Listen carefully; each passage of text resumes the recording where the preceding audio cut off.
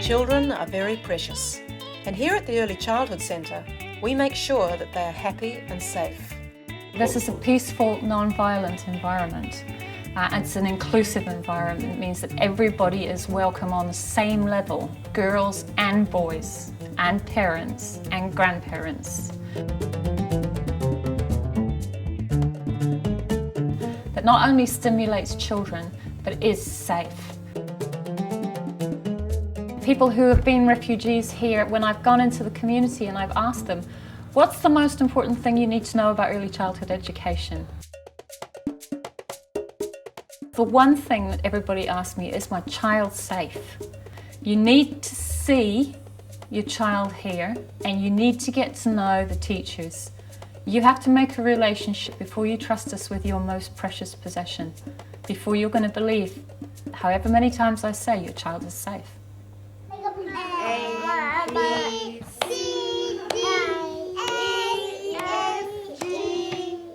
There's 2 permanent teachers who are trained to diploma level in early childhood education. We have to meet the government regulations in the numbers of children to the numbers of teachers.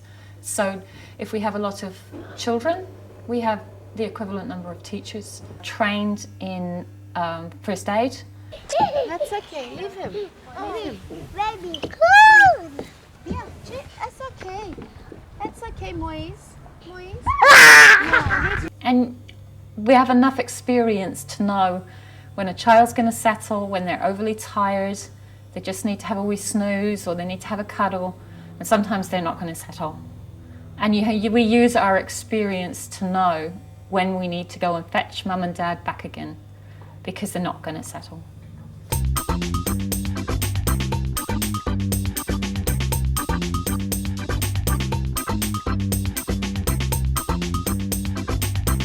The most important thing that you would need to know coming into it as a new parent is that you have a role in your child's education. You know most of all about your child.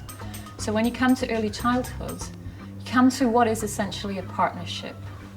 Here, that partnership has to start with a relationship. Oh, you use this.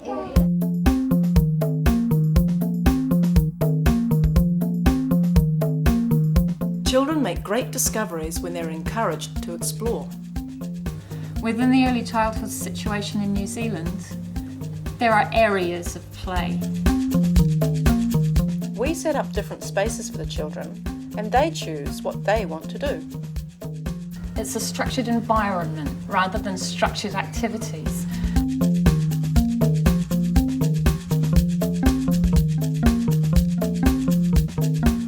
Perhaps parents are expecting learning to be within a classroom and very formal, whereas here they see children essentially playing.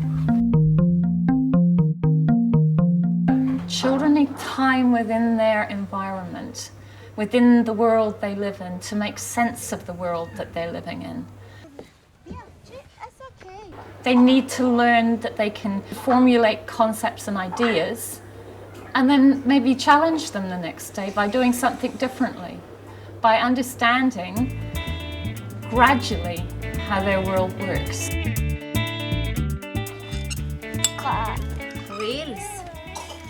Wheels.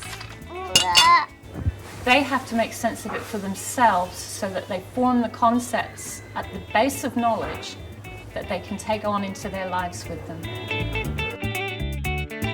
They're learning science in a sandpit.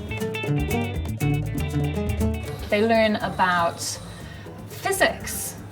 If you put different activities into the sandpit, how things move within the world that they live in. What happens with sand, what you can construct with sand. There's a lot of spatial things that you can learn with sand, just learning different theories of how things work and then trying them out again, as well as working with other people. They have things like Play-Doh. They have art. They have music. They have books. They have manipulative play, puzzles, turning things, looking for shapes.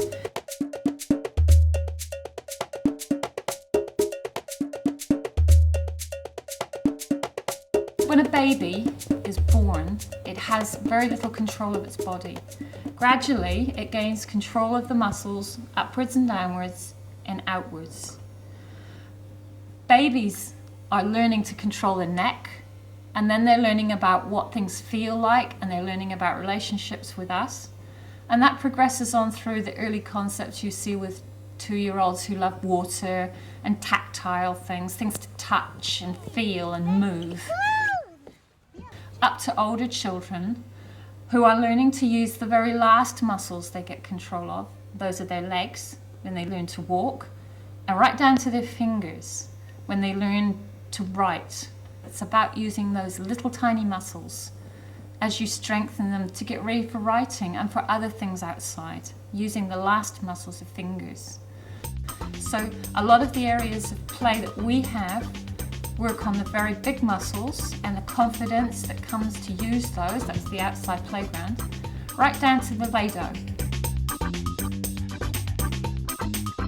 Sometimes you need to step into the play and ask just a question, but you always step out of it because it's child initiated, not adult initiated.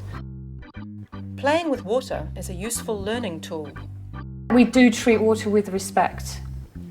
It is an important resource for everyone, but it is also an educational tool that we can use for children to learn considerable amounts with.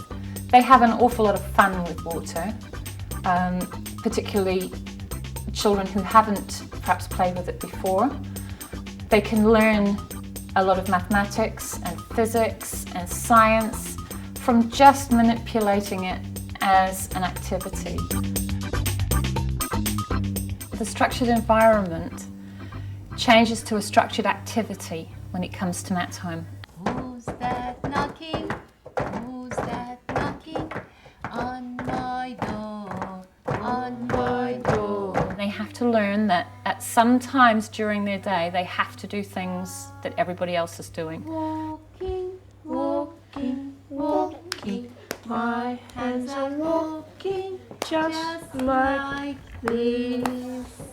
The children come and sit here at the tables, and we go through a set of songs that introduces the children to English.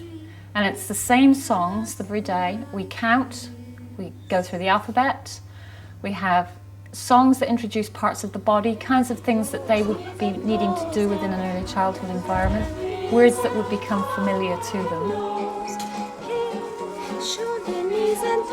Knees and toes.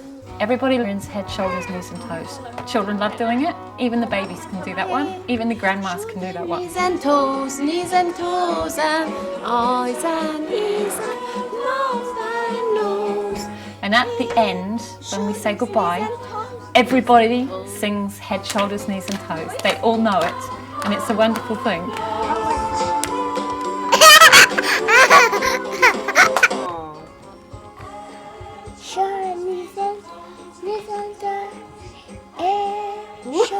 Wow, great.